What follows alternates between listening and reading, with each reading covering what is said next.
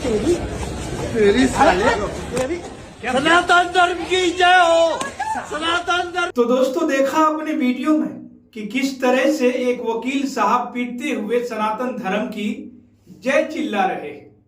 ये वही वकील साहब हैं जिन्होंने 6 अक्टूबर 2025 को सुप्रीम कोर्ट के एक नियमित सुनवाई के दौरान मुख्य न्यायाधीश सीजेआई बीआर गवई पर जूते से प्रहार किया था।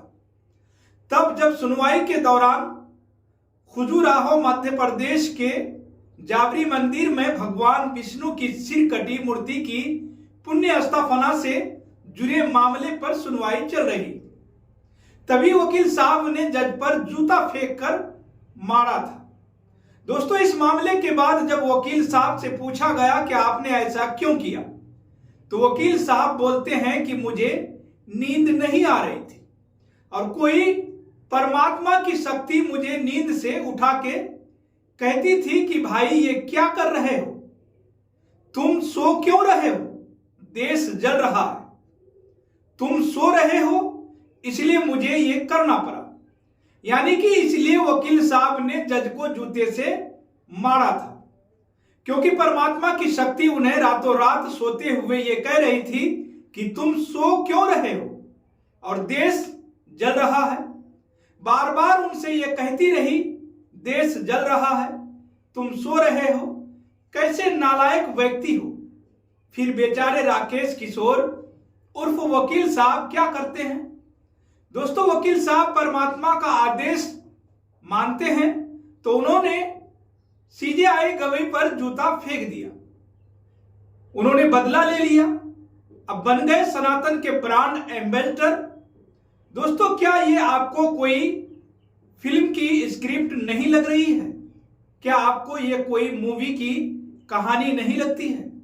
दोस्तों सुप्रीम कोर्ट का एक वकील जो रिटायरमेंट की उम्र में हो, वो अचानक सनातन धर्म की प्रेमी हिंदू बनकर देश की सर्वोच्च अदालत में सुप्रीम जज के ऊपर जूता फेंक रहा है और फिर कहता है कि परमात्मा ने उन्हें ये सब करवाया है और ये सब करने के लिए कहा है। तो बहरहाल दोस्तों आपको बता दें कि वकील साहब की दिल्ली के कर्कडुमा कोर्ट में वकीलों ने चप्पलों से पिटाई की।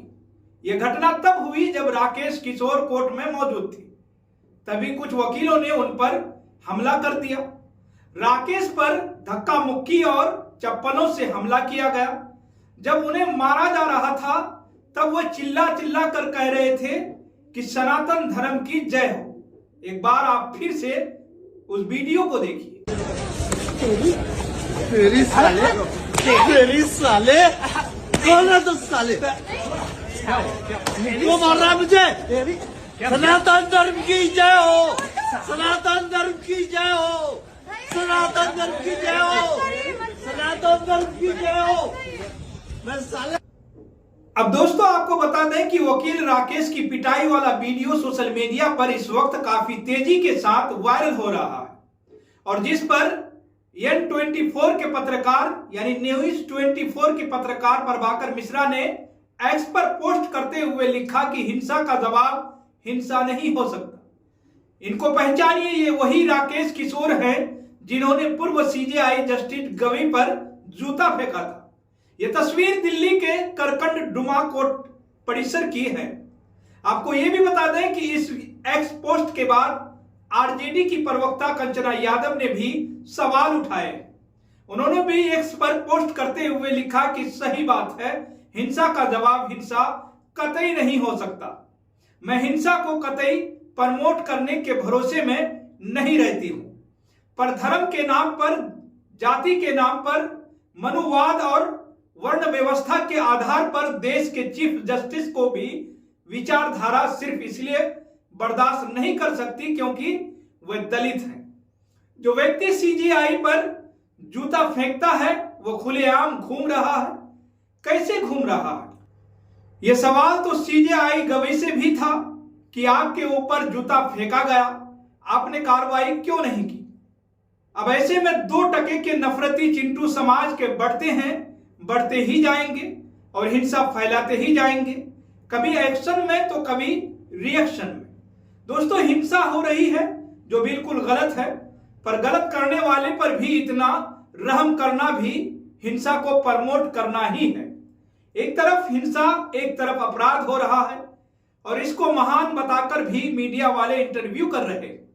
दोस्तों जरा सोचिए, वकील साहब की हिम्मत को देखकर कल को कोई और दूसरा व्यक्ति भी सामने आएगा और बड़ा कांड कर देगा, फिर बोलेगा कि ये तो परमात्मा का आदेश था और उन्होंने ही कहा था तो हमने कर दिया। क्या कोई मजाक चल रहा है? या फिर इस देश में, देश के अंदर क्या चल रहा है? लोगों की सहनशीलता कैसे कम होती जा रही है? हालांकि देश संविधान और कानून के तहत चलता है और हर नागरिक को बराबर अधिकार दिया जाता है, लेकिन कई बार विचारों की डिसएग्रीमेंट होती है, एक दूसरे से विचार मेल नहीं खाते, तो क्या जवाब जूते से दिया जाएगा, वो भी न्याय के मंदिर में? क्या आपको लगता है कि न्याय के मंदिर में अगर आपके मतभेद है या फिर आपके विचार आपके साथ नहीं है, आपका मतभेद चल रहा है, तो क्या आप उस न्याय के मंदिर में आप जूते से प्रहार करें? एक वकील के द्वारा एक जज के ऊपर आपको ऐसा प्रहार करना चाहिए? इस पूरी रिपोर्ट को लेकर दोस्तों आप क्या सोचते हैं? आपकी क्या राय है? आप अपनी राय हमारे कमेंट सेक्शन में जरूर लिखिएगा।